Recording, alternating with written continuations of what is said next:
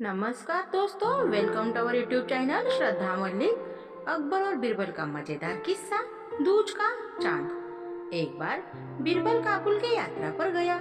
वहाँ की संस्कृति को जानने की उत्सुकता में वह बातों बातों में वहाँ के बारे में लोगों से सवाल करने लगा।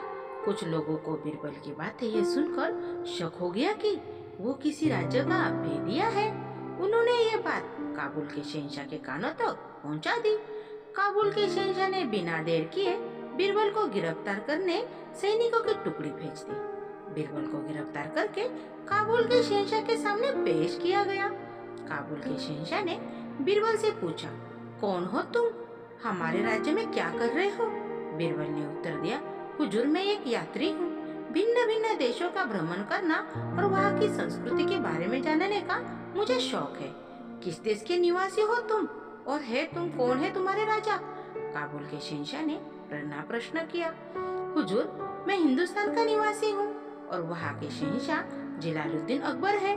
बीरबल ने शालीनता से उत्तर दिया। ओह, बादशाह अकबर और हमारे बारे में यदि एक शब्द तुम्हें कहना पड़े तो क्या कहोगे? हुजूर, आप पूर्णिमा के चांद है और वो दूज के। बीरबल का यह त्वरित उत्तर सुनकर काबुल का शहंशाह बहुत खुश हुआ। उसने बीरबल को छोड़ दिया और कई हीरे जवाहरात के साथ विदा किया। जब बीरबल वापस लौटकर अपने घर आया तो काबुल का हाल घर वालों को बताया। उसने काबुल के शहंशाह से हुई बातचीत के बारे में भी घर वालों को बताया। एक मुंह से दो मुंह और इस तरह फैलते फैलते अकबर के दरबारियों के कानों में पहुंची और ईर्ष्या करने वाले कुछ दरबारियों ने अकबर के कान भर दिए। जब अकबर को मालूम पड़ा कि बीरबल ने काबुल जाकर उन्हें काबुल के शहंशाह के सामने दूज का चांद की संज्ञा की है और काबुल के शहंशाह को पूर्णिमा के चांद की, तो वह बहुत नाराज हुए। अगले दिन जब दरबार लगा तो उन्होंने बीरबल पर व्यंग्य बाण छोड़ते हुए कहा, क्यों बीरबल, काबुल जाकर तुम तो काबुल के हो गए। वहाँ के शहंशाह को तुम्हें पूर्णिमा का चांद लगता है और हम दूज के।